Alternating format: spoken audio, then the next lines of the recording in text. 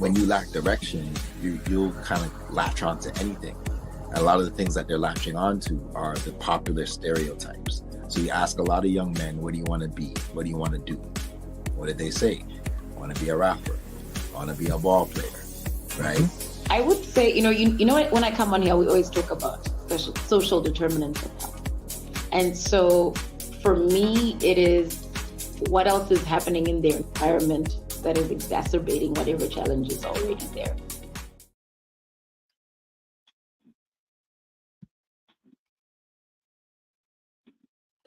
What is up, everybody? It's Dr. Vibe here, host and producer of the award-winning Dr. Vibe Show, the home of Epic Conversations, and I'm the host of Epic Conversations 2020, Best Podcast News Award winner, 2018 Innovation Award winner, given out by the Canadian Ethnic Media Association. I also co-host and co-produce the only online show in the world for dads and fathers. It's sponsored by Dove Men Plus Care. And being part of that team, we've reached out directly and indirectly to over 400,000 dads, fathers, and male caregivers around the world. So I feel very humbled about that. Also, I provide content, an exclusive content provider for IndieSuitMedia.tv. IndieSuit Media TV is an independent content creators network that is based out of Fort Lauderdale, Florida, but you know, we're digital. It's a global thing, and that's powered by our good friend, Dr. Tachi. I believe she has over now 35 independent content creators, and that is fantastic. And in the first 4 months, the platform has over 14,000 YouTube subscribers. So check us out. We have edited versions of this conversation and others that I host on IndieSuitMedia.tv. So let's do some house stuff. As always, please subscribe to the Dr. Vibe Show on YouTube and hit the notification button.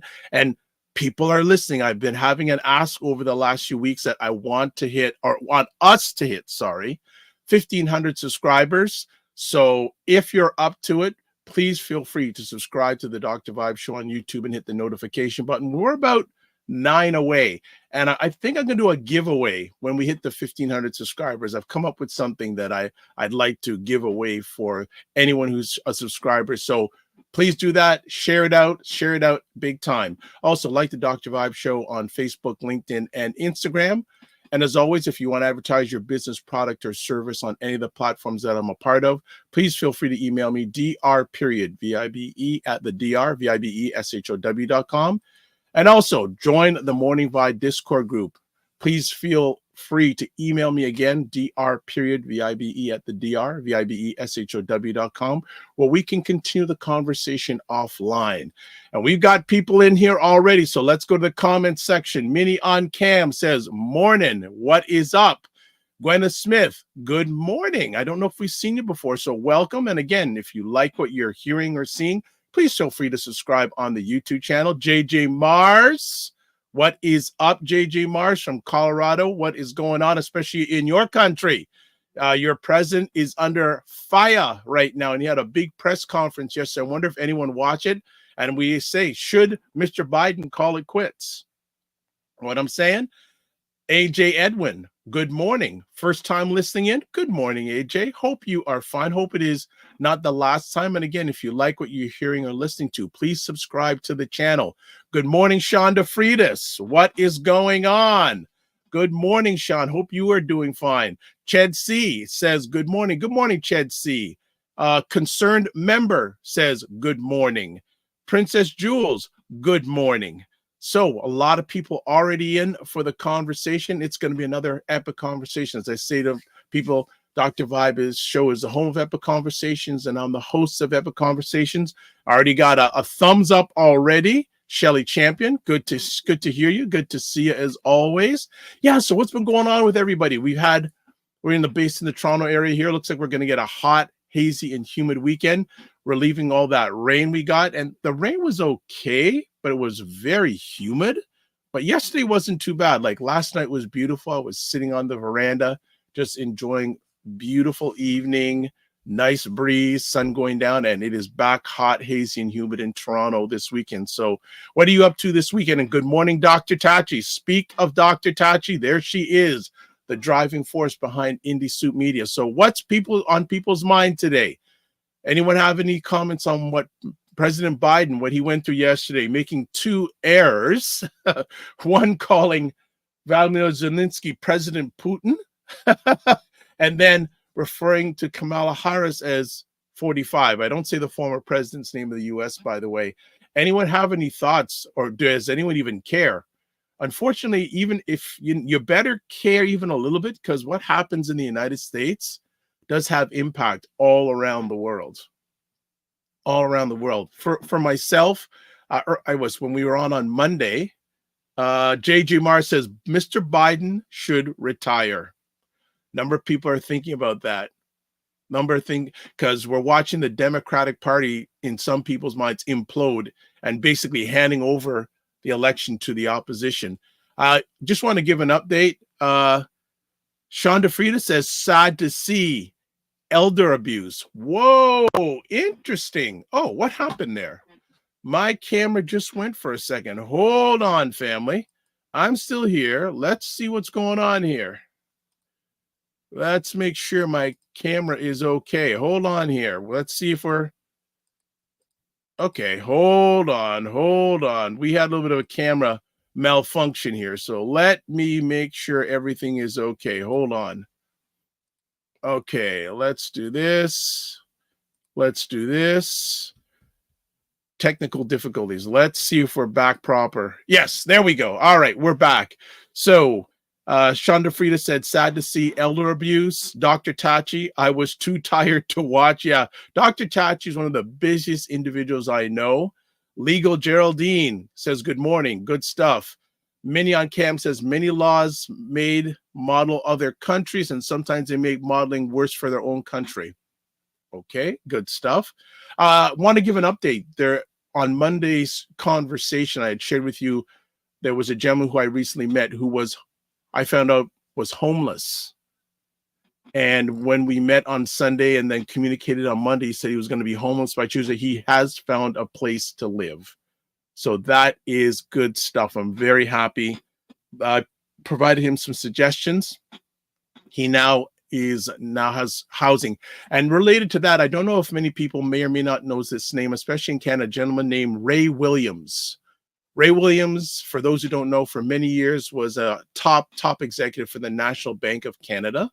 He retired a few months ago, and one of the things he's done in his long but productive journey, he was one of the founding members of an organization called the Black Opportunity Fund, BOF, and some people may know that the name of that organization. Well, just in the last week, he was named to a new board member for the Canada Housing and Mortgage Corporation. Because for those who may not realize it, in Canada, housing is a big challenging issue. So congratulations to Ray Williams. I'm speaking that he will do his absolute best to fight in regards to the area of housing for people who look like us, those who have housing, those who don't have housing, and those who would like to have housing, and those who are in housing that are challenged, because housing is a big challenging issue. All right, let's go back to Sean DeFrida says, no other way to describe what is happening to him. I feel sorry for him. He's not loved by his family. Ooh.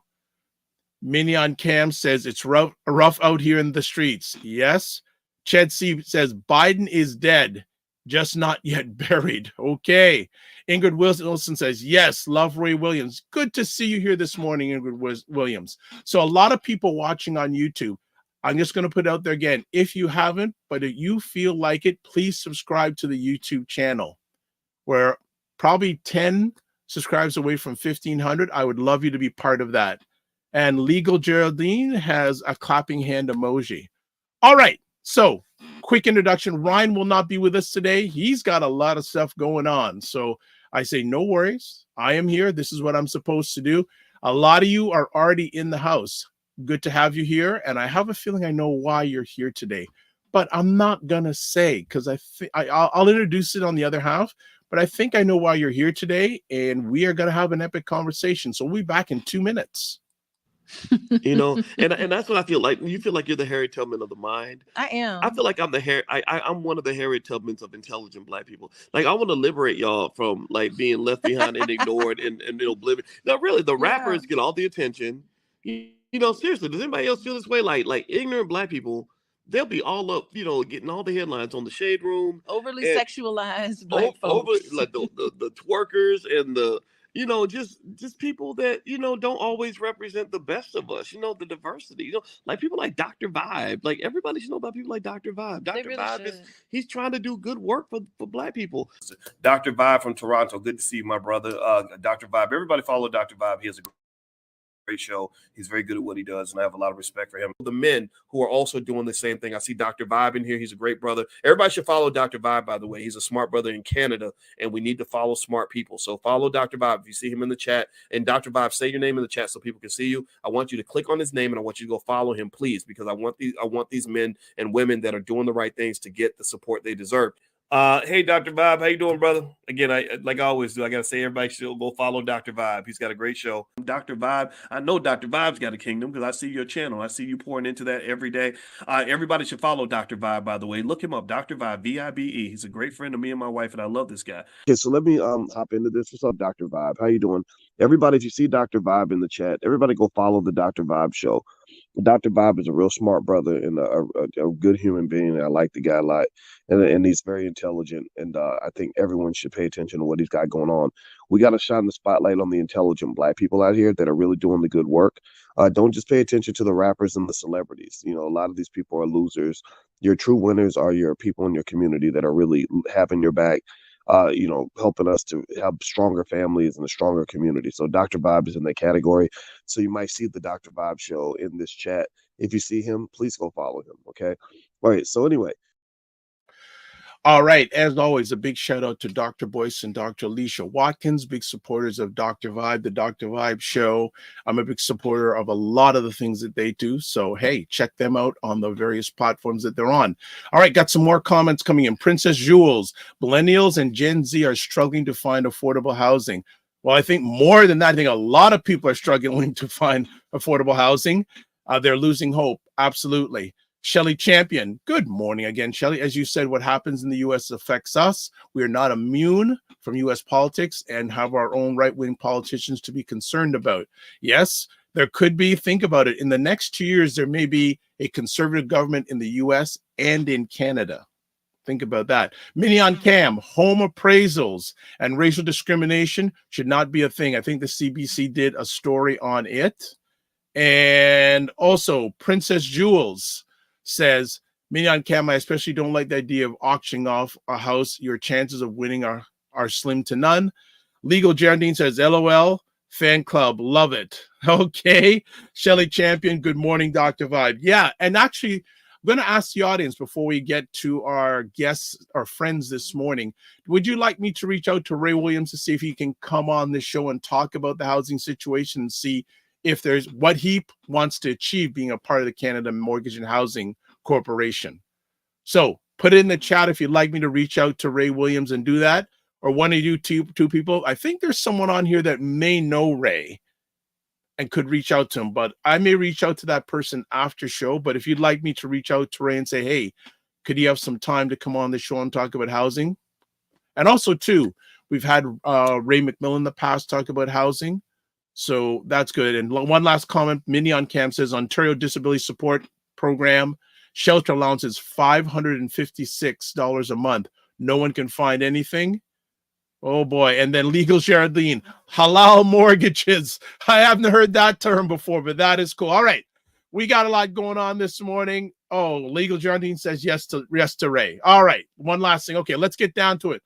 So for many of us, one of the stories that has impacted us either directly or indirectly this past year as African Canadians is some allegations that have been addressed against the BBPA. BBPA is the Black Business and Professional Association, long-running nonprofit organization.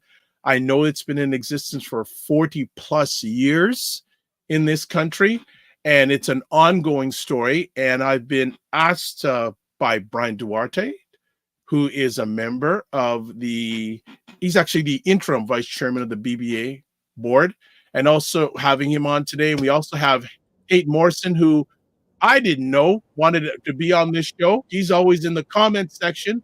He's also a concerned citizen in regards to the situation going down at the BBPA. So good morning, gentlemen. How are we both? Good morning. Doing very well, Dr. Vibe. Glad to be back on the show again. Good to have you back.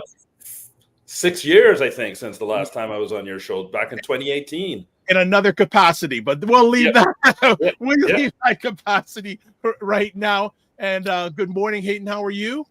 Good morning, doctor. Can you hear me? Absolutely, can hear you. See you.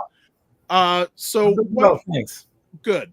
What we're gonna do is I'm gonna have both you give a little bit of background about yourself, and then Bryan, I'll have you take over. And there's some things that Bryan you'd like to share with the audience. And then going from that, if there's questions in the audience, we'll address them. I have one or two myself. So Bryan, can you give a little background about yourself?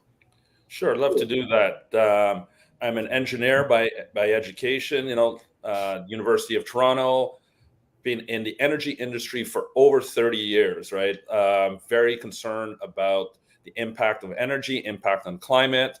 Got a focus right now working a lot with entrepreneurs. That's what I do. I mean, as I said, right now I'm interim vice chair for the board of directors of BBPA as a volunteer here, but full-time I'm building a venture fund where we're investing in Black entrepreneurs, specifically working in the climate tech field. When you're talking about Biden, what's the bigger crisis? When the social upheaval that's going to happen if that, as you say, unnamed individual gets in as president again, or or the climate crisis is going to cause social upheaval first. So, working with some great Black entrepreneurs, looking into that and working in that area, because as people of color, our communities are typically affected the most. And so we've got to be doing the solutions. You look at Hurricane Beryl that just went through, the devastation it did to St. Vincent, the devastation through Grenada, in fact, Venezuela, Barbados, all through the island. So we've got to come up with solutions because, our people, I mean, right now you can see it, those of us of Caribbean descent, that's the impact. I'm here actually right now in Montreal, where I'm at Startup Fest, mentoring 12 different Black entrepreneurs, helping them win prizes. They're up for $100,000 prize investment into their businesses for the best Black entrepreneur in show. And then we've also got for the best in prize. And 4 of those 12 right now are actually in the top 10. So looking forward to them being awarded today. But yeah, that's a little bit about me. All right. Thank you so much. Hayton? Doc, it's kind of nice to be on this side of the camera, watching as a part. I'm always, as you say, one of the members that's always watching and commenting. But as for today specifically, let me start by saying this. I was a kid growing up in Toronto, just come from Jamaica, a kid growing up in Toronto in the 70s. It was a lonely time for a Black immigrant kid from Jamaica if you didn't have the community. I don't know what I would have been if it wasn't for the community. And so it's my community that's allowed me to have whatever success that I could have. It's my community where I found comfort amongst all the various challenges being a young Black kid, immigrant kid from Jamaica coming up here and growing up in the 70s. A part of that community for me was the BBPA. And I feel like if my community is being attacked, and that's what it felt like. It felt like when I listened to the show dealing with the BBPA, it felt like it was being attacked. It felt to me like the intent was to destroy it or take it down. That's how it came across to me. And for me, that's a big concern, because if my community is being challenged or attacked, then I'm being challenged and attacked.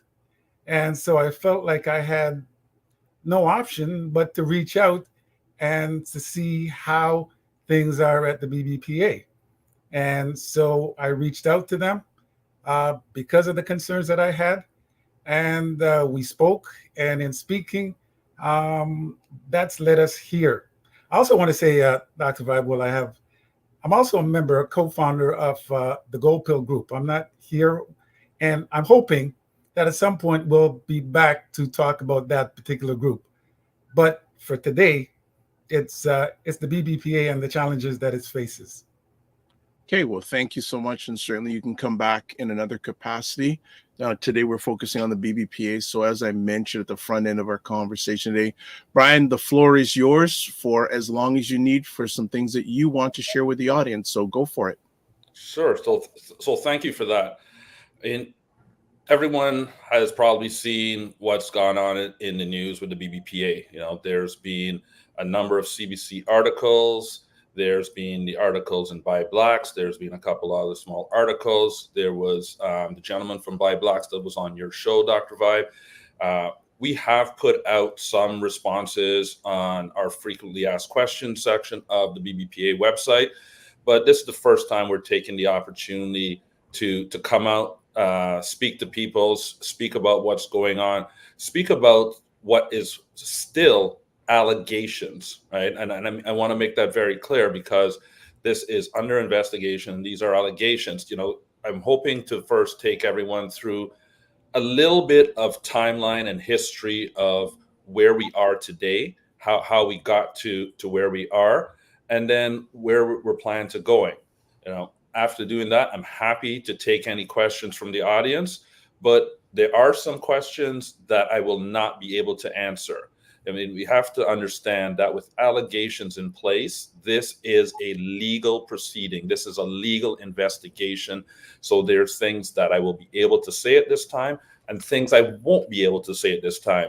We plan on bringing those out in the future when we are able to talk to them. So it's not a matter of about keeping it hidden, but it's about keeping the integrity of that legal process to protect the individuals involved, because it is legal, protecting individuals and also protecting the organization.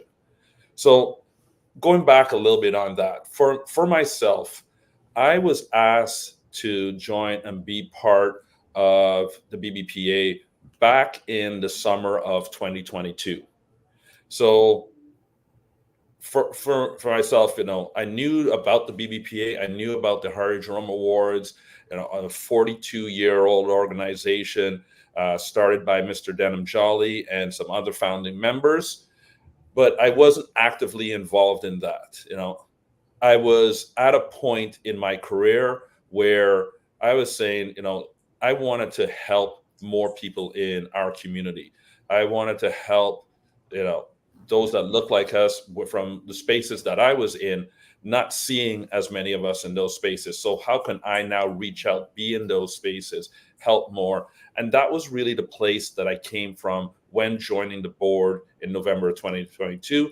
I was asked, you know, would you be interested and consider it? And, you know, coming into this position, and I take it seriously because as a board member, you have a high level of duty and responsibility to the organization that you're joining, even though you're just joining as a volunteer. This is not a paid position. This is not something that you receive any compensation for. However, regardless of that, you still have the same duties of care, the same responsibilities from a fiduciary and taking care of the organization standpoint, making sure the organization is steered in the right direction, as you would if you were sitting on a paid board. And so taking that seriously, we were brought in, and I say we, it was 6 brand new board members and 4 members from the previous board that were now coming in November 2022, elected by the members at that point to represent the organization and to steer the organization forward. We were brought in to the previous board was acting more as what I would call a working board. There's no specific definition of that, but as a working board, they were heavily involved in the operations. They were heavily involved in steering it. And because the organization had gone through quite a number of transitions. It was going back to 2017, 2018, the organization was almost $1 million in debt. And it was in a severe situation. That was turned around. Coming into 2020, you hit the pandemic. You had communities like Little Jamaica, where it's already had years upon years of impact from the Eglinton Crosstown, and now this, and so potential for businesses going out. So we stepped in there as the BBPA to help out. You look at what happened with George Floyd, and now finally you've got organizations and governments saying, what can we do? And so money is coming into this charitable organization. The BBPA is not only a nonprofit, It's a charitable organization, and that's a different status. We're also a national organization. That's a different status. So the organization was responding to this, responding to the challenges of COVID, responding to challenges from businesses all the way up in Black businesses up in Nunavut, which I didn't know we had, right? Coast to coast, working to help those businesses through those times. And we responded and we were reacting to that. And that took us through and brought us up to the end of 2022.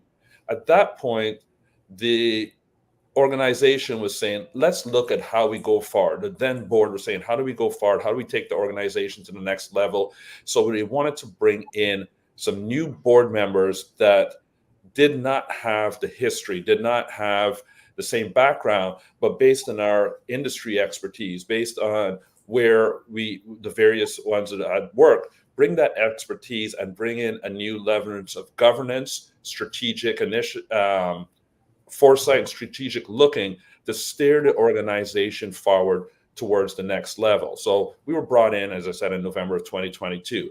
What that really meant is in January of 2023, we had a retreat, we got together and started to look at what the roadmap was for the organization going forward. One of the first things that we did was to bring in an external finance and audit committee. So this finance and audit committee, and I should say partially external. It was made up of our treasurer. It was made up of myself as representatives from the board. And then we went out and got 3 external members, all CPAs, all with a finance and audit background from the Black community, again, in volunteer positions, and got together as this committee and started actively working and seeing what governance policies, procedures, changes we needed to put in place to the organization to help make sure that it was starting the right steps, because we knew that was one of the big areas we wanted to look off right off the bat. And by April of that year, we had new policies, procedures put in place to steer the organization forward. Now, part of the confusion that's come up for people is in trying to understand, where this board fits in versus the allegations and what's gone on in the organization. And part of the confusion has come from understanding the fiscal years of the organization. So when we say the fiscal 2023, that actually is for the year end that went from April 1st, 2022 to March 31st, 2023. So when this board actively started working in January, February of 2023, the year had basically come to an end. So the fiscal year had come to an end. So we took over and we're starting to implement things and move it forward for what was our then fiscal 2024, which went from April 1st, 2023 to March 31st of this year. So that's just giving a little bit of background and context on where we took over and where we started steering the organization. In looking at what the organization needed, working through things and looking what was there and what was in place. At that point, when we came in, Ms. Nadine Spencer was the CEO of the organization that had been put in place by the previous board. And she was an interim CEO that was there on a contract period. Her contract was ending in October of last year, so October of 2023. And she chose that, in working with the board, that this was going to be the end of her term as a CEO. And so immediately by that summer of 2023, we started going out and saying, okay, what do we need for a CEO? What do we need for someone to take that organization and lead it forward into the future? And that's when we began our search. We began an executive search. We hired an outside executive organization. I know this is a big one that comes out, and yes, we did put it through to RFP. We put it to 3 different organizations, and we were able to select, fortunately, a Black-led organization that gave us the lowest bid, lowest quotes, and we felt able to execute on that and began our executive search. At that point, that went on up until October, November of last year, and we were able to find a successful candidate, and that's when we brought on Miss Leanne Hanaway to join in, and she started in January of 2024, January of this year, as the CEO for the organization. Many of you may have seen, we went through many things to promote her. We one of our board members got her a prestigious speaking engagement at the Canadian Club. This is places where former prime ministers have come out and announced themselves. So he was able to bring that and bring that forward and announce her into the organization. And we were hoping to take the organization in a direction, and with her at the helm and with us as the board, working together to really steer the organization forward. Fast forward to a little bit to March of this year. In March of this year, we had our annual general meeting. Typically, the annual general meeting is held in November each year, and it's to cover off what had happened in the previous fiscal year. Again, where this fiscal year would have ended on March 31st of 2023. And that's where the AGM was supposed to deal with.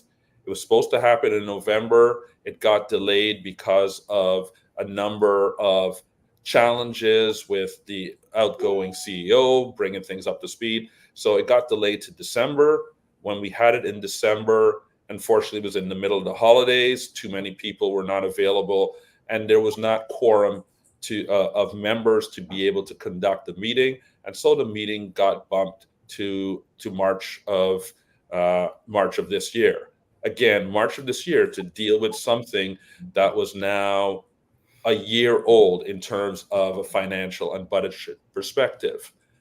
During that meeting in March, that is when we had a concerned member bring up to us, concerns about the budget and specific concerns about related party transactions. What that means was payments to individuals that were related to people in control in the organization. And again, these were transactions that had taken place in March of 2023 and earlier, again, prior to the tenure of most of these board members.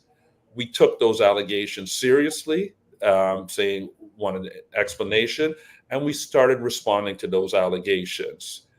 During that time frame, as you know, we were also preparing for our prestigious, what I'll call now the Black Excellence Awards, in respect to being asked no longer to use a certain individual's name. So we started preparing for those awards.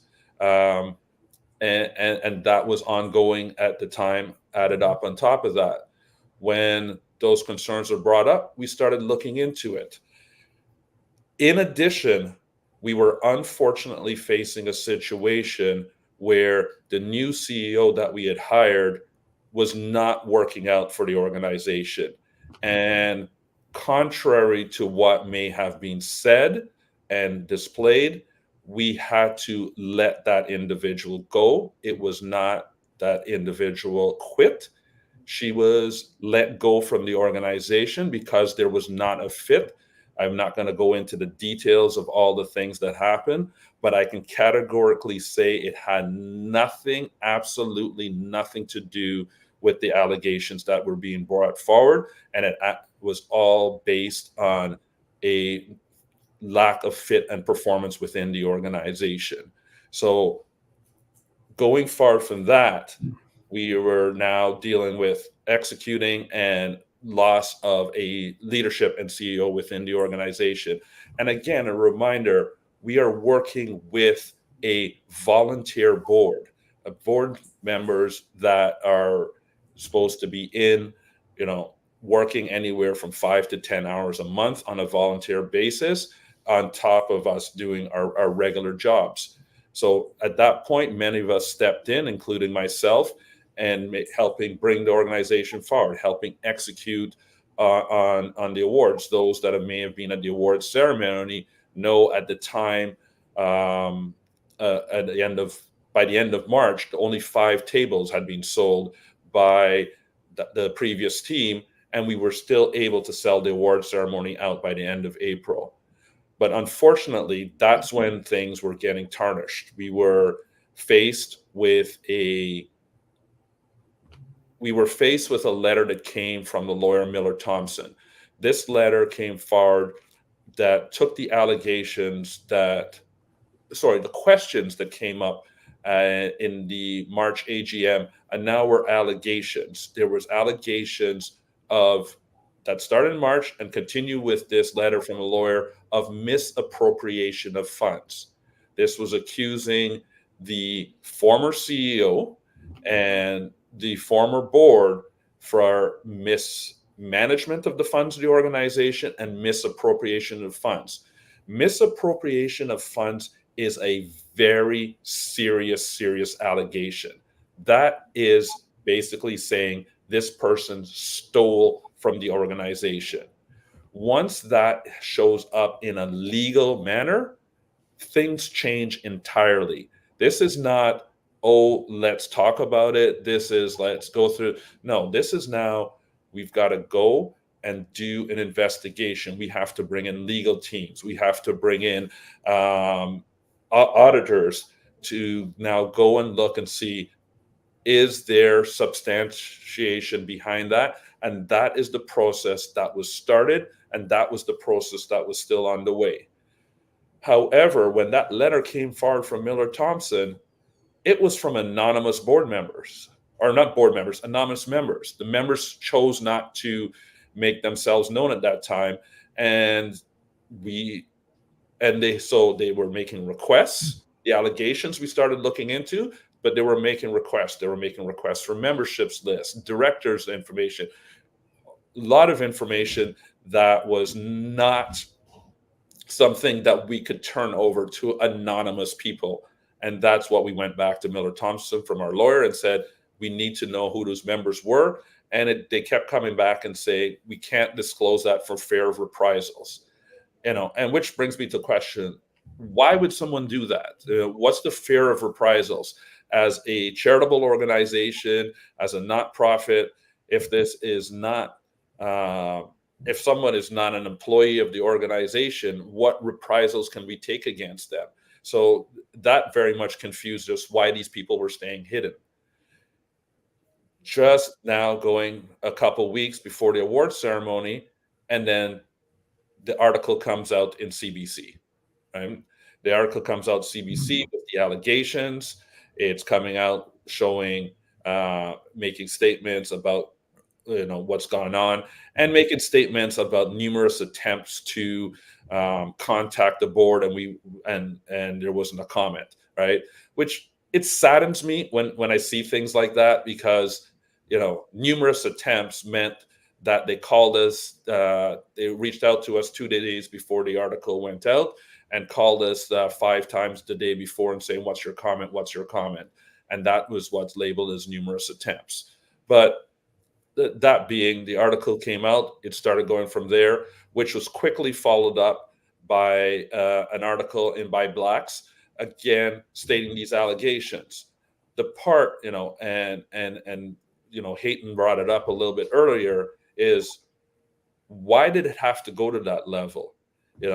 This was something that if these are members of the organization that have concerns about what's happening in the organization, they can bring it forward. I can tell you, other than that one board member that brought it up, not board member, I keep saying that, my apologies, that one member that brought it up during the annual general meeting, no other member reached out to us. No other member reached out to the organization and said, hey, BBPA, what's going on? What's wrong there? Is things going on? What's this? We have some concerns about this. Can we talk about this? Can we figure it out? No, the first place that it shows up, a letter from a lawyer. The second place, in the media, right?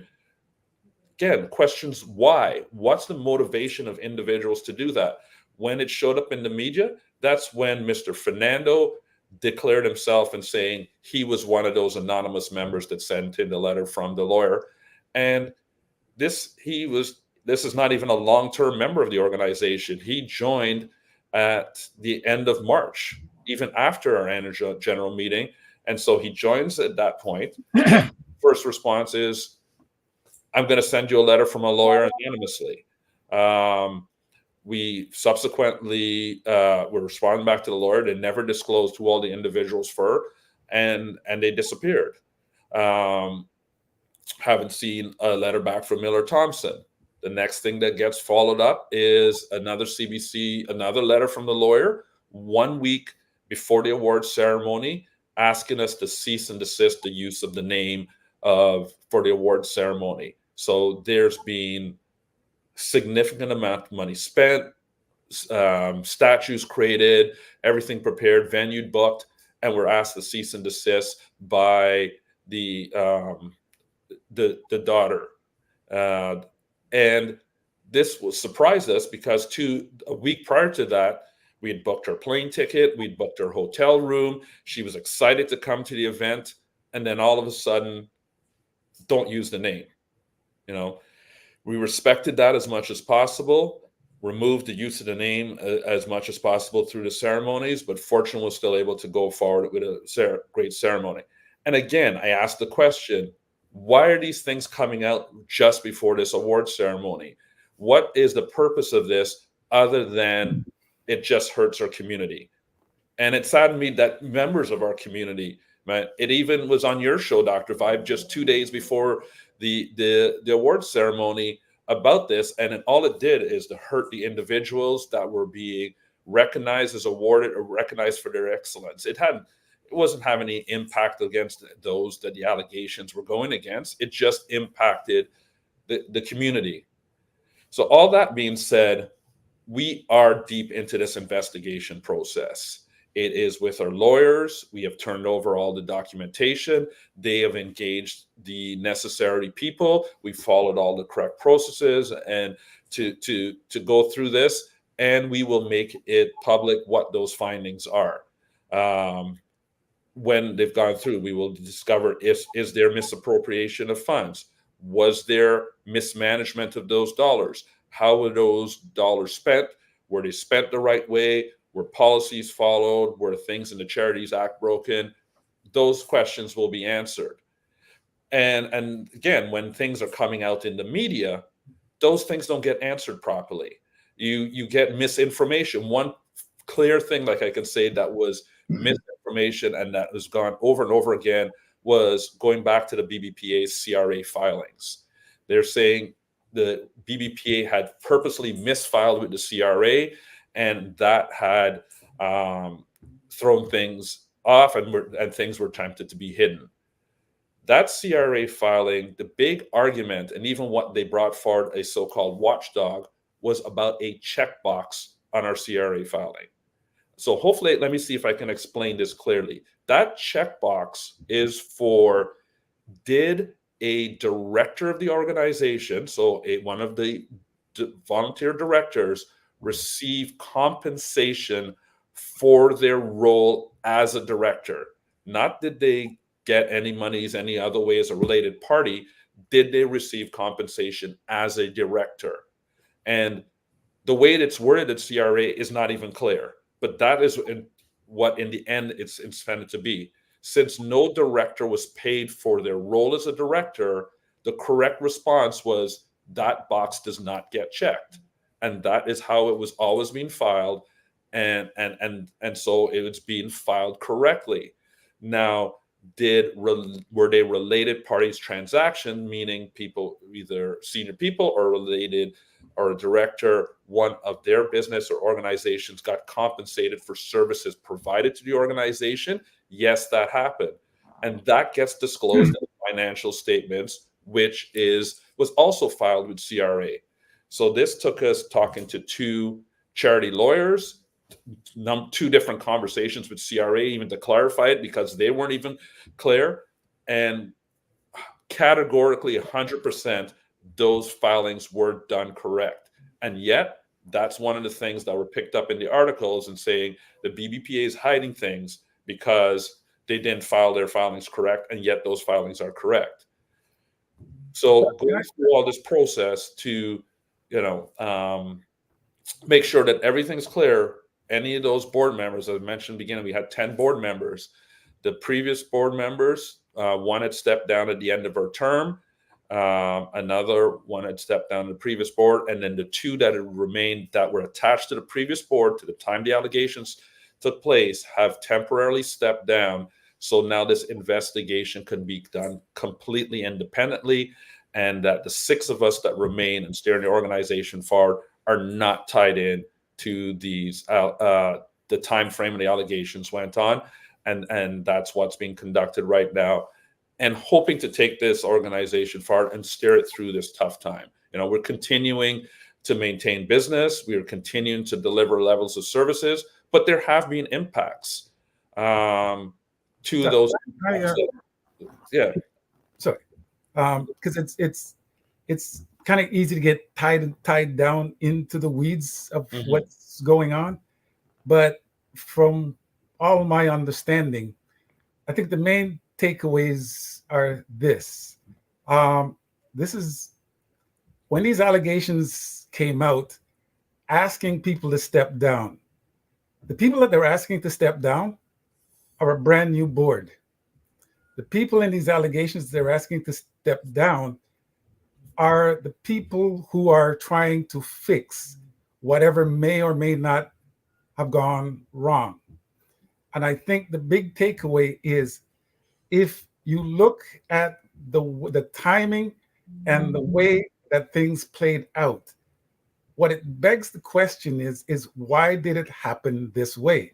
One of the things Bryan said is no one actually spoke with them. And all of these allegations were in the past. It was timed in such a way that it would have the most detrimental impact on the BBPA just before one of their premier and perhaps the premier Black award show in the country. It seems like it was purposely timed around that. And so when you look at the fact that they're only allegations, nothing has been proven, everyone is innocent until proven guilty, and that no one actually spoke to the board before these things came out. And the board says that there are a bunch of inaccuracies in there. All those things could have been fixed. And see, and that's where I came in. That's the concern, because this has been an iconic Black, maybe the only one, certainly when it started out, I believe it was the only one of its kind in Toronto. I remember my father looking up to it saying, if we can have this, maybe I can be a businessman. And so I don't want to go on to, but understand the significance and importance of it and the process and timing. And you can only wonder, why did it happen this way? Because it seemed timed to do the most damage to an iconic, historic Black organization. Okay. Bryan, do you have anything to add? Because as you would imagine, I went on a long way. So yeah, there's a pile of comments and questions. So we're going to get through them as much as possible. And for people who are on here live, we're going to be going till 10:30 Eastern time. So my goal, along with these two gentlemen, especially with mine, is to make sure as many comments and as many questions as you can imagine. There's a whole pile. People are blowing up my phone. They're blowing up here. So we're going to do the best we can. So Wayne Harris says, good morning, gents. Good to see you, Wayne Harris. Dr. Chachi says, all is well. Princess Jewel says, all good, thanks. Here to support. So let me go to Legal Geraldine says, he said her contract ended and she gave proper notice, hence why they were able to retain a search firm and a board in succession, which goes back to a question concerned member has. Was Nadine Spencer, the former CEO, fired, or did she resign? She resigned her position, right? Okay. I shouldn't say that's not actually, let me correct. That's not the correct term. She was on a contract, right? Was the contract end? Is that what it was, Brian? The Hmm? contract ended? She was in a contract, and the contract was a 1-2-year 1-year contract with a 1-year extension. She was into the second year of that 1-year extension. She at that point said, when this contract comes to an end, I will not be, I'm not going to ask for a renewal or a new contract. So it was a mutual agreement that her term was over when the contract ended. So it wasn't fired and it wasn't resigning. It was just, I'm not going to seek to try and go for another renewal at the end of the contract. Okay. Wayne Harris has a question. I guess with a former employee fired in less than 100 days due to lack of fit. Please define fit. That is, there's a number of targets and measures and deliverables that is expected of any employee of an organization. When somebody comes into an organization, there's a probationary period that takes place as we onboard them and look to see how the fit is and are they executing and delivering and meeting their expectations. That was not done. I can't go into the specific details because it would be a breach of privacy at that point, but that fit did not take place. And thus that person was let go from the organization because there was not a match between the objectives that were expected and what was being done at that time. All right, let's continue on with the comments. IPT says he just called to say that Dean's term ended and she let them know that she wouldn't be returning ahead of time. Concerned member says misappropriation is not the same as theft. Concerned member also says also before the Miller-Thompson letter, there was a letter sent by named members. Do you know anything about that? There was as I said, we had one member brought forward a concern at the AGM. That same member sent it in by email subsequent to the AGM, and that was what was responded for. There was no letter by named members. The first, after that one concerned member, after that one member brought it up in the AGM and by email, there was no other letter by named members. That has never come forward. And the next thing that came forward was the letter from Miller-Thompson with unnamed members. Mm-hmm. Okay. So some number of people got me on my phone here too saying, I think you answered this question already. Why was the AGM so delayed? I think you answered that. If not, answer. Yeah, it was attempted in December. Again, it should have happened in November. It moved to December again with Nadine's role coming to an end. Us trying to get things in order. We ran it in December. Not enough members showed up to be able to hold a quorum. We did not have enough paid members, so we had to push it, and we pushed it till March. That just became the next time frame available. Mm-hmm. Okay. Also, what were some of the challenges with the outgoing CEO Reith March 31st, 2023 financials? I don't know if you're able to answer that at all. There were no concerns brought up in terms of the financials. That was not part of what was there from the past CEO and anything that we were discussing specifically. That had nothing to do with why she was let go. Mm-hmm. Okay. Mm-hmm. APV ADT, so they waited until a new board was elected to come forward with these allegations. Why did they not ask before? I think you addressed that. Legal Geraldine says fit can mean a lot. He clarified it had nothing to do with the allegations. Maybe culture fit, maybe different directions, maybe lack of capacity, can be anything. The concern about related party funds came up during the AGMs when the financials were disclosed. Okay. DJ Black says the stories are not adding up. The BBPA needs to redeem its image, and the way to move forward is to have everyone involved resign. The board has failed the Black community by not protecting us. Do you want to respond to that at all? Can I deal with that? Sure, go ahead. Okay. The stories are not adding up. Can you put that back up again, Doctor? Stories are not adding up. BBPA needs to redeem its image, and the way to move forward is to have everyone involved resign. The board has failed the Black community by not protecting us. So, asking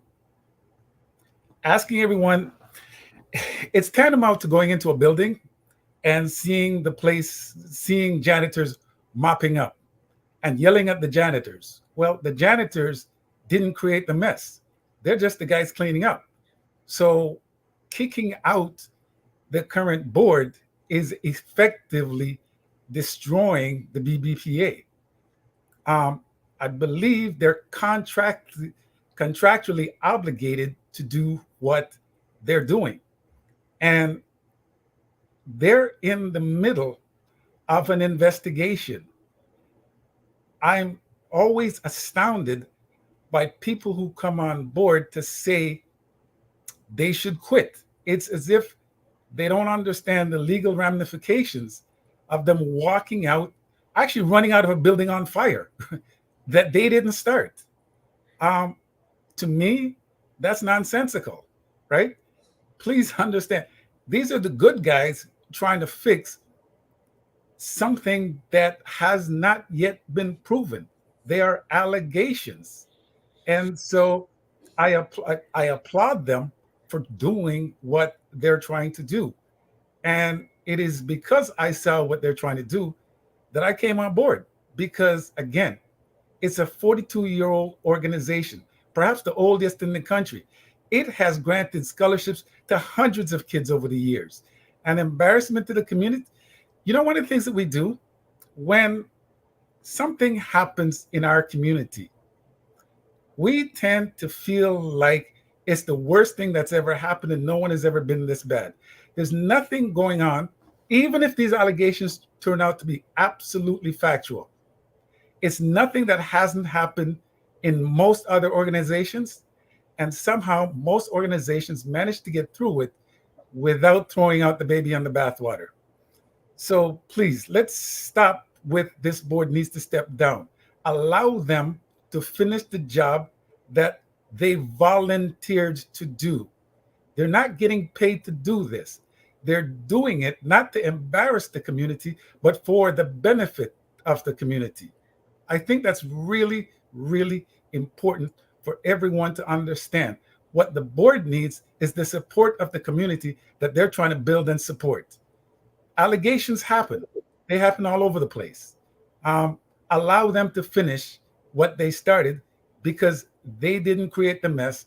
They're just cleaning it up. Okay. Wayne Harris asks, where can I review the recorded Zoom of the last AGM which he attended? I will have to look into that. I don't think it's something that's published and put forward. So I don't have an answer on that right now. There's not a specific place to review it, but I will get an answer to that. I think and just bringing it up right here, if anyone wants to continue the conversation outside of this conversation, you can email Bryan. His email address is Bryan, BRYAN, @BBPA.org. So just want to put that out there. All right, let's continue with comments here. Oh, there's so many. All right. Next question. Why would people delete people's membership when folks can prove they were members? So there has been a number of conversation points about the membership page being taken down. Mm-hmm. Could you address those? So, I mean, we've addressed that in a couple of things. When the AGM happened and started looking into, okay, the question was asked, right? Found out there were a number of people that were in there as members under Pure later, I don't know how many years before, had offered membership to 20 of its members, paid for those members, and they were given that code. That code got out there. It wasn't taken down. And a quite a number of people used that code to sign up. There was also a code for people in the Little Jamaica. That code got out there. People used that code to sign up. Going forward, when we wanted to make sure that who are we responding to, who are we answering to in terms of who can vote and do those things, we need to know people are valid paid members. Because we don't know who was a valid paid member, those were removed for that weren't valid paid members, and people were told this wasn't valid. This was a code that you shouldn't have signed up on. Sure, you're not a valid paid member. Happy to have you come back as a member, as a valid paid member, which a number of people did and re-signed in their membership. Also, that point, recognizing there was issues with our membership portal. The membership portal was closed, and it's down the road looking to see how do we reopen that portal, make sure that it's covering things and answering all the questions. However, if people are interested in becoming a member still as a valid member, they can contact us directly and we can sign them up as members. But we have shut down the portal because we know there's issues with it. So, Bryan, were you saying that that there were names that were in there that may not have been members? Is that effectively? They were to be so again, you've got to look at what's a charitable organization, and if you look at the Ontario Charities Act guidelines, there's some very specifics in terms of when you have an AGM, making sure you have quorum, making sure that who's a voting member, and the members have some serious rights and responsibilities, but they have to be a valid paid member. If the membership is not valid, then that invalidates any voting that happens. That invalidates directives that the membership maybe send it forward to the board of directors. So there were people in there that were not valid paid members, and that's what we were trying to do. So then you actually had no choice but to remove them to protect the members. You have to protect the members and to protect the integrity of the process. Yes. Okay, thanks. Okay, and correct me if I'm wrong, both you believe, have a thought that there may be some inaccuracies in the article by Blacks that was written by Perry Douglas. Do you want to address any of them at this time? I mean, the inaccuracy is the allegations are still just allegations, right? The one big inaccuracy was the CRA filings and saying that the CRA filings were done incorrectly. I mean, I don't want to go through and pick apart each individual piece. The bigger point is, why was this not a discussion with the board, a discussion with the organization versus a media play? And I think that's the thing. There, if anyone was interested in getting all the facts, they could have contacted the current board. They could have contacted the BBPA, and I don't believe anyone did. And so,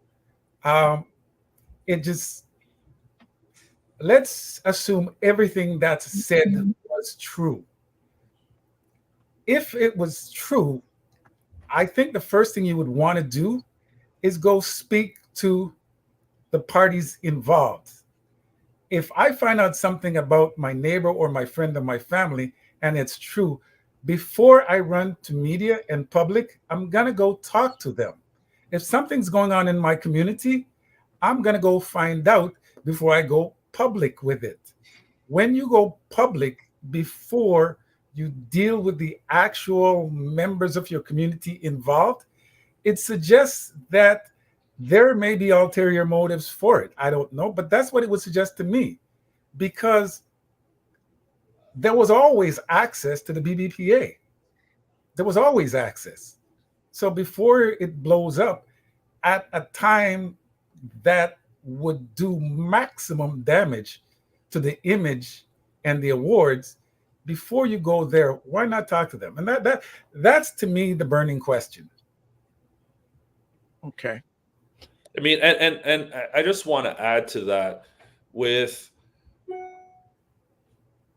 if these allegations are true, right, in terms of misappropriation, right, and we will deal with misappropriation. when this investigation's over. We will deal with who got paid what and how that came about and was it appropriate or not appropriate. We will answer all those questions, right? But let's say that's true. These missteps happen. If it's beyond missteps, right? Is that a reason to now take this organization and say BBPA should go, right? The organization has been in the community for over 42 years. It needs to continue. One of the things that greatly saddens me is because this went into the media, the people being named weren't the ones that are taking the brunt of the impact. This board, as difficult it has been to us, are not even taking the brunt of the impact, even though, as Hayton said, we're here to try put out the fire and clean up the mess on a volunteer basis. You know, it has affected some of us who've taken time away from other duties, other responsibilities, and other work. But the bigger impact are people like the students. We had a new funder step in, and they were going to give us $80,000 in scholarships. When these allegations came forward, they've said, whoa, we're pulling back, right? We don't know what this organization's doing. We're pulling back. That's $80,000 that would have gone to the hands of students that we read all those letters. We have our staff read those letters because people apply for them.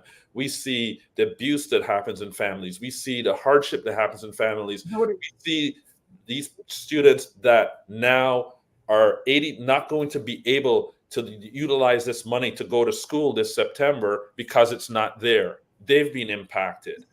I was brought to tears at one point. We had our Rise Up Awards this year, our Rise Up Women's Awards. Last year, it was in person. It was televised. They could get together. Dr. Vibe, you know about business, all about relationships. This went from a televised in-person event to a Zoom event. You know, these 16 women that wore, fortunately that funder didn't pull back. Those 16 women still got their prizes. You know, the top ones got $10,000. The runner-ups got a couple of $1,000s. They still got their money, but they didn't get the chance to showcase themselves. They didn't get the chance to build those business relationships. They've been hurt by this, right? And that's because it went public and funders pull back and say, we're going to wait until the investigation's over, right? I'm not blaming, and that's who's being hurt by this. It's interesting in that this story comes out about alleged things happening at the why don't we try to find some of those kids who would have been going to university this year but aren't able to go as a result of allegations made public before speaking to the actual people with hands-on, right? If you've got all these investigative reporters, why not look at what this report is doing to our community? And at this point, all it is an allegation. And, you know, just let me, if I can say this, I think, you know, as Black people in this country, we are told, and I believe it's a fact, that you have to be twice as good to get half as far, right? I think the flip side is also true in that when something goes wrong, instinctively, we tend to all run away from it because we don't want to be, we're so sensitive to the criticism that we don't want to be touched or tarnished by it, and it may impact on us, right? And I believe that a lot of that is it's typically what happens in our community, and I'm not sure it's that different from what's going on now. Okay, so what I'm going to do, I'm going to power through a lot of comments and see if we can pick up the pace because we only got, the time is running out. So let's see. Let's go. Shonda Freitas, concerned member, funding or grants where, through which entities? IPV ADT says, so the plan was to come with this during the time of the AGM and the awards. Okay, now. Also, concerned member says, Shonda Freitas, he donated money to the BBPA. I don't know who he is. Concerned member, the AGM was in March. The Harry Jerome Awards is in April. When were members supposed to raise concerns if not at the AGM? He is making it seem as if the members wanted to cause harm. So that was the impact. Whatever it was, I understand that was the harm was done, and I think that's more important to the point. I don't know what the motives were, but harm was done, and that needs to be recognized. I mean, I see a lot from concerned member, and I'll address them as an overall. One, the AGM is not the only time you can bring up concerns, right? We've said it time and time again. Members can bring anything to us at any point, right? An AGM or a special meeting is there if voting on something needs to take place. So if you need to vote on something, you need to vote on approving financials and so on. That's what's the purpose of an AGM. But concerns can be brought up at any time. We are not saying, and to be clear, this current board takes all these allegations seriously. We are not saying we agree with anything. We're not saying we disagree with anything. We say we're taking these allegations seriously and we're investigating, and we will answer all the questions. We'll answer questions about how much Brandy Q got paid. We'll answer questions about how much went to other directors related companies. We'll answer what was misappropriation, not misappropriation, how it was done, how it got there.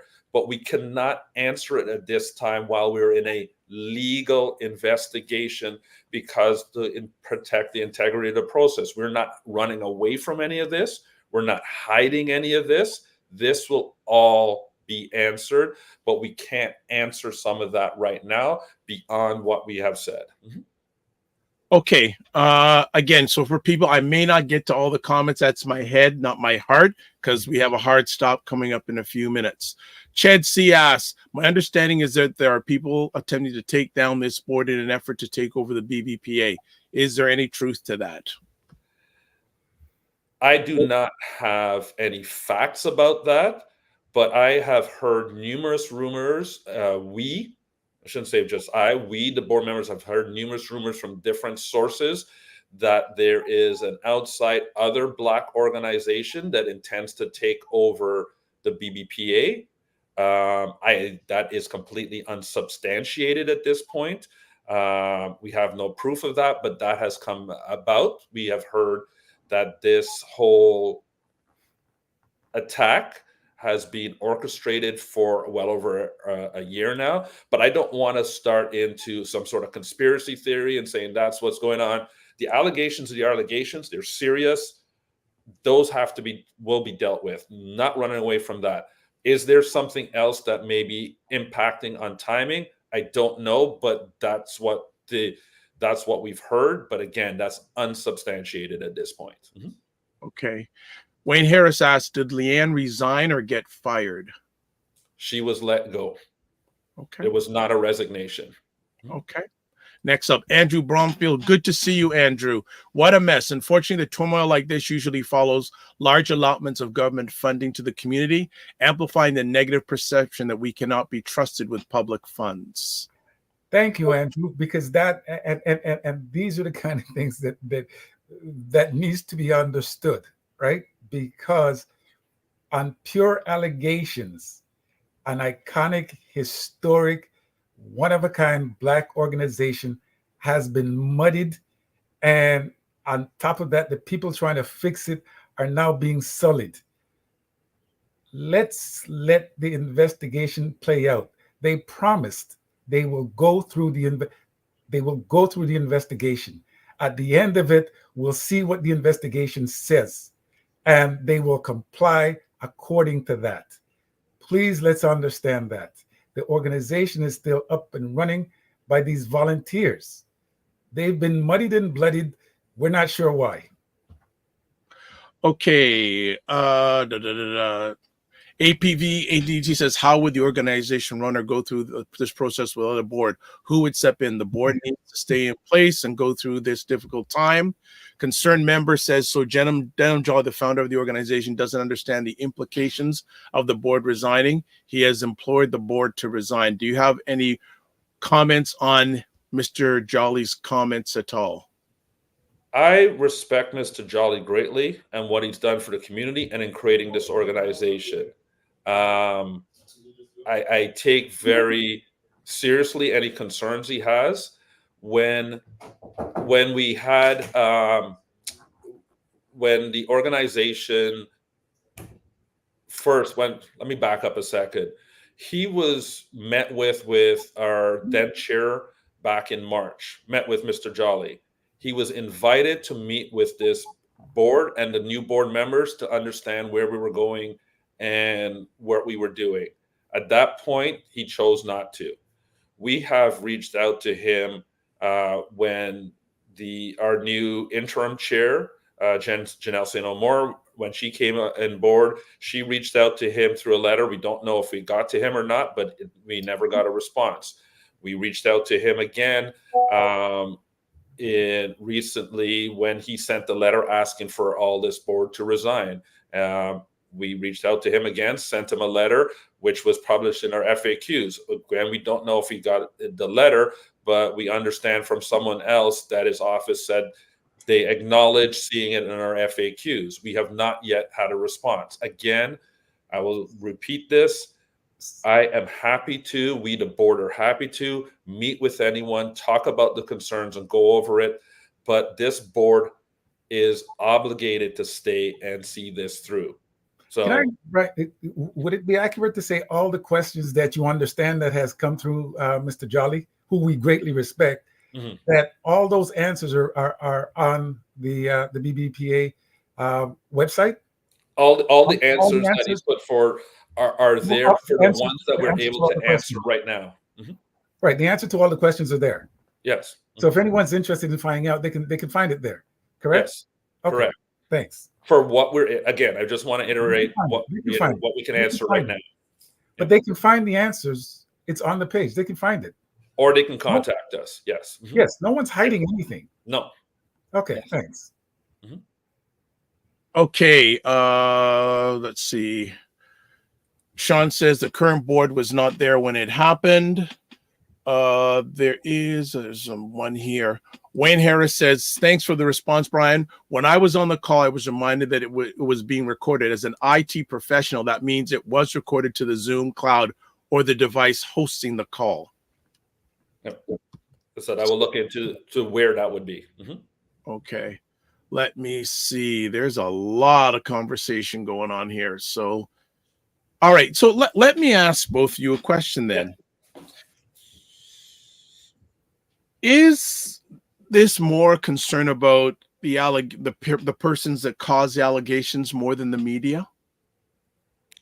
That's well, I don't know that the media would be involved without individuals going to the media.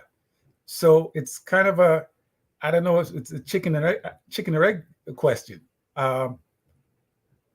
It is, I think the thing I would say is that if there were concerns, again, before you head to the media, why not go to the organization that's, you know what, it's a part of your community. If you're a part of the Black community, it's a part of your community. Why not go to them first?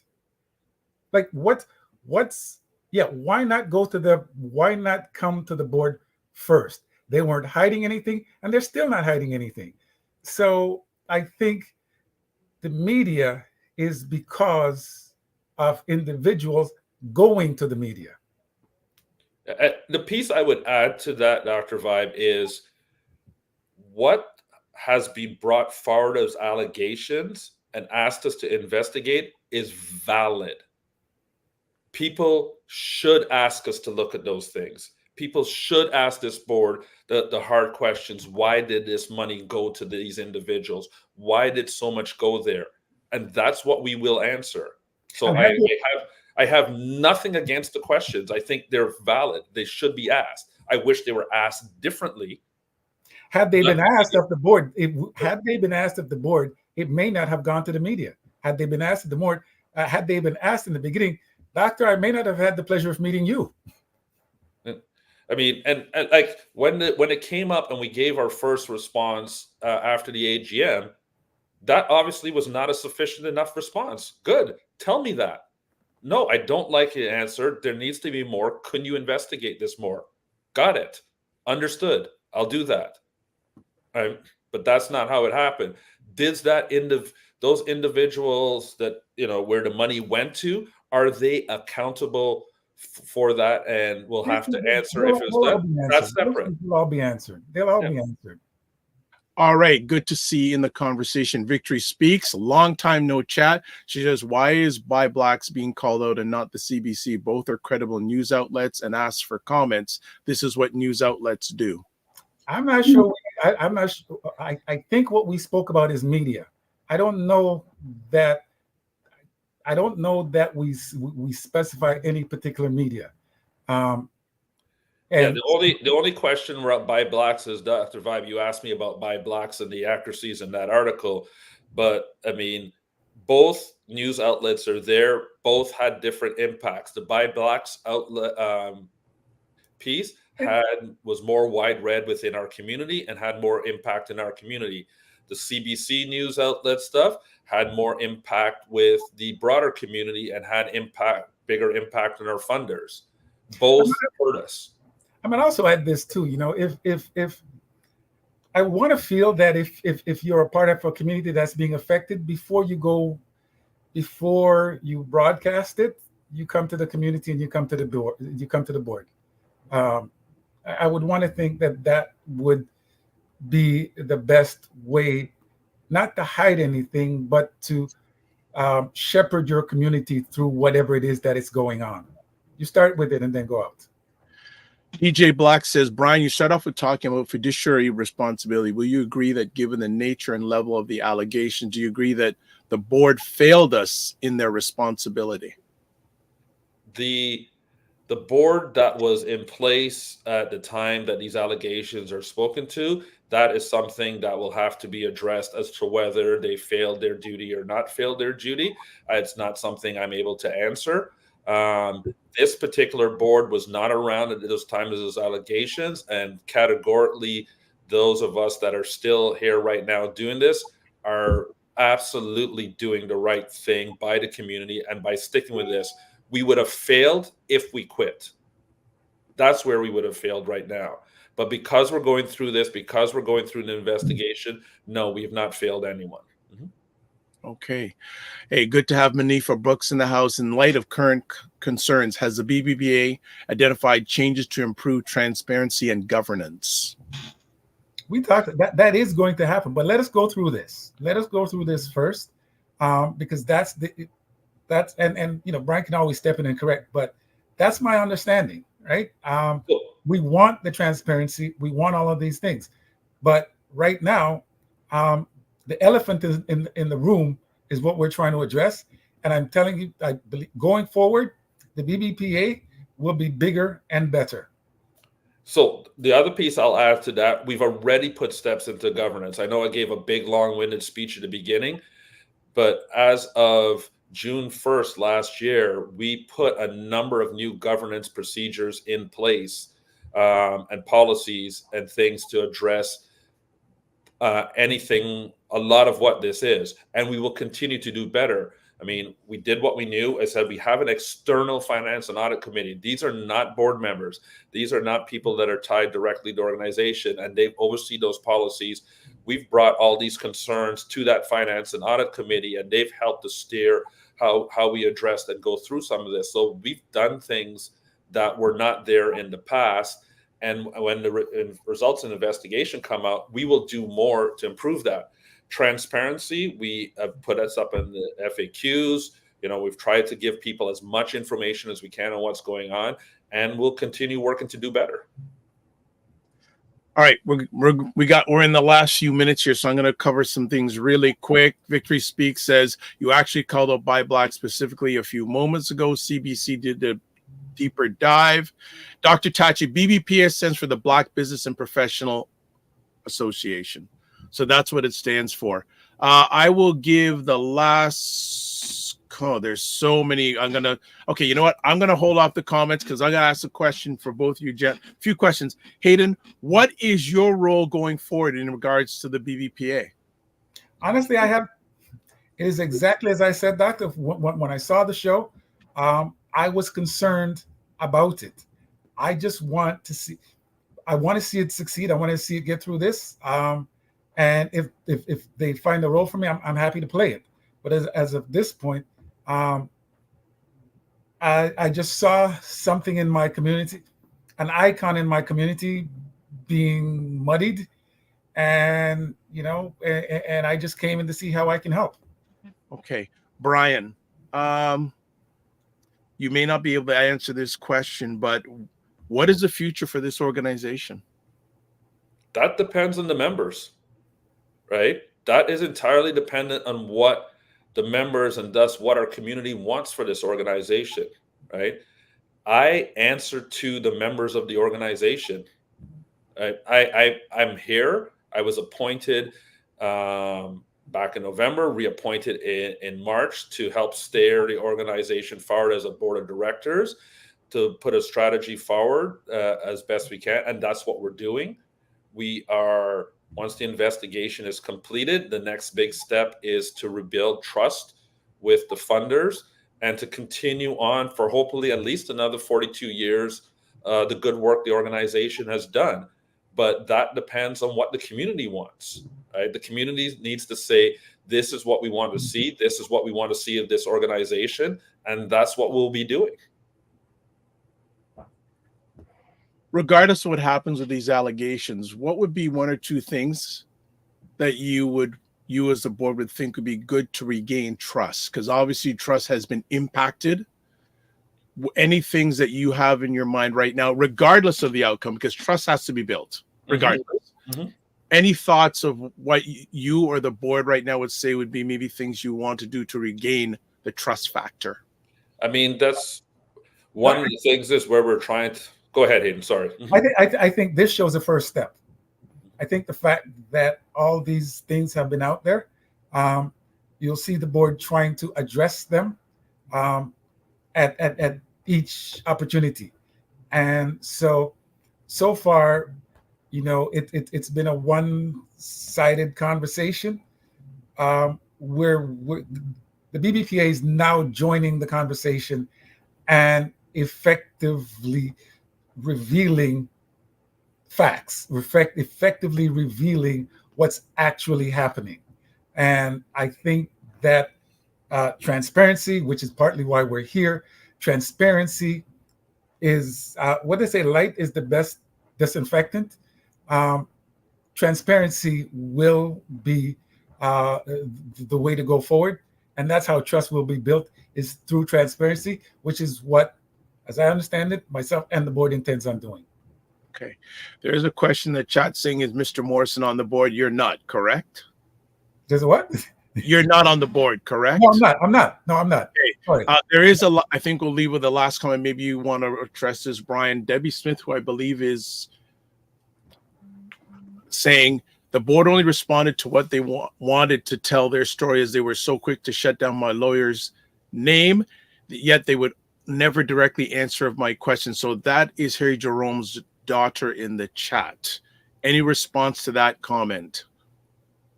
We are very happy to talk with Debbie Smith. I mean, if she's more than welcome to give me a call, contact me. Prior to the awards, we reached out to Ms. Smith. We reached out to you a couple of times when you brought the concerns forward directly from the lawyer, and happy to have that conversation and address those concerns. All I can say is I'm happy to engage in the conversation. There's no particular story I'm trying to tell. There's other than we are working through to get to what happened. People are asking, who are the auditors? All these sorts of questions. These are not things we can answer this time. I can say the process has been followed. We have followed all our processes. We've followed all our guidelines, and everything is being done as per the Ontario Charities Act Association, as per the BBPA bylaws, and we will answer questions that we were able to answer that time. But Ms. Smith, happy to have a conversation with her and address her concerns. Mm-hmm. Okay, and for Ms. Smith and everybody, if you want to get a hold of Bryan, it is in all the comment sections where you're watching this live on the replay. I'm also putting on the screen. It's Bryan, Bryan, bbpa.org. I have a feeling that mailbox is going to fill up real quick soon. So any last words either of you gentlemen have before we let you go on to the rest of your day? I mean, I'd say this is a 42-year-old organization. I want to see it go on for another 42 years, right? Let the investigation go through, let it be completed, and then based on what comes out of that, then we can take next steps. You know, how do we make next steps to move forward? How do we build our community? How do we make sure we're working together and not tearing down and attacking each other? This is about how to do best what's going forward. And then and members join the organization, you know, step up, become part of the volunteer to do in the roles, or volunteer to be on the board at the next opportunity and help steer the organization forward. It's the membership that's going to determine where this goes. And so, but I, for one, think this organization has done some amazing work over the years. It continues to do amazing work in supporting Black businesses and support, hundreds and hundreds of businesses. We've put that up in our FAQs, the number of businesses that have been supported, the number of women entrepreneurs, the number $6 million in scholarships have gone out over the last 38 years. Those are the things I want to see continuing on for the betterment of our community. All right. That is a wrap, gentlemen. I want to thank you for taking time out of your positive, productive schedules to share with us today. You have the information to contact Bryan, if you wish. So I say continue it there. Also, I would watch the replay of this conversation and also look at the comments, because I said number of them I couldn't get to because of just the volume. I knew that was going to happen.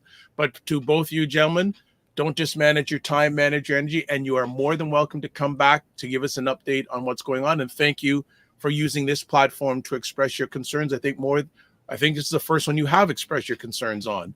So thank you so much, and you always have room to come back. Remember, don't just manage your time, manage your energy, and remember to give yourselves grace. Be well. All right, everybody. That is a wrap. I first have to apologize. There were just way too many comments for me to get to today. So I tried to get to what I could get to. So that is that. And again, lots of comments still coming in. Yeah.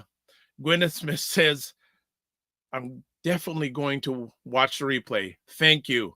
Also, Dr. Tachi from Fort Lauderdale, Florida. Yes, what a convo. Oh, that's what we do here. So that's that. So that's it for today. I want to say first things, thanks to everyone who watched this live or on replay. Please share it out. I think if you're Black anywhere in the world or love Black people, it's a conversation that needs to be watched. So I just want to say thank you to that. So a few last things before we call it a day. As always, please subscribe to the Dr. Vibe Show on YouTube and hit the notification button. As I said, we're about 10 subscribers away from 1,500 subscribers on YouTube. Would love to do that. And when we do that, we'll do a giveaway on the platform. I've committed to that. Also, like the Dr. Vibe Show on Facebook, LinkedIn, and Instagram. To advertise your business, product, or service on the platform, please feel free to email me, dr.vibe@thedrvibeshow.com. Also, join the Morning Vibe Discord group, and we'll continue this conversation. I have a thing. Some people, we want to continue this in the Discord group. So email me, dr.vibe@thedrvibeshow.com. What else? My co-host, Mr. Ryan Knight. If you want to get a hold of him, RyanOneilKnight.com, LinkedIn, Ryan Oneil Knight, Instagram @Ryan.Knight. That's KNIGHT, by the way. 99, and email workwithme@RyanOneilKnight.com. If you want to touch base with me, the drvibeshow.com website, YouTube, Facebook, and LinkedIn, The Dr. Vibe Show. Instagram, The Dr. Vibe Show. That's the THE at the beginning. X/Twitter @drvibeshow, and email dr.vibe@thedrvibeshow.com. As I say to people, I am Googleicious. And also, you can watch replays of this epic conversation on the Dr. Vibe Show, YouTube, Facebook, and LinkedIn, Afro Caribbean Business Network, Facebook and LinkedIn, and Ryan Oneil Knight on YouTube. All right, comments are still coming in. Wow. This is very, I'm not even going to put these. I just leave them be. You know what? I will put one or two last comments. DJ Black says, first time here and I enjoyed watching your show. Thank you again. Well, please subscribe and share it out. Victory Speaks says, this is not about bringing down a community organization. This is about a company accountability. It is unfortunate this is being brought to an entity, bringing down the BBPA. And Wayne Harris says, the thinking level that you got into a problem cannot get you out of it. The board has its work cut out for themselves. I don't envy them. Yeah, I don't envy the board either. 100%. I don't envy the board. And it's a volunteer board along that. So we are going to call it, as always, live your life as a dream. If you can dream it, you can make it. Sometimes you have to get small to get stronger. Block assumptions and aim bigger, aim better, aim higher, aim wider. Love, faith, and respect. Don't just manage your time, manage your energy. And remember to give yourselves grace. And again, subscribe on YouTube if you haven't. If you have, share it and tell other people to subscribe. We'll see you on tomorrow night, primetime Saturday with Aisha and Lala. They'll be certainly talking about the presidency of the United States. Sunday, Black Hannah talking, and myself and Ryan, I'm hoping, Hunbuddy, back with the Morning Vibe. God bless, peace well, keep the faith, and walk good.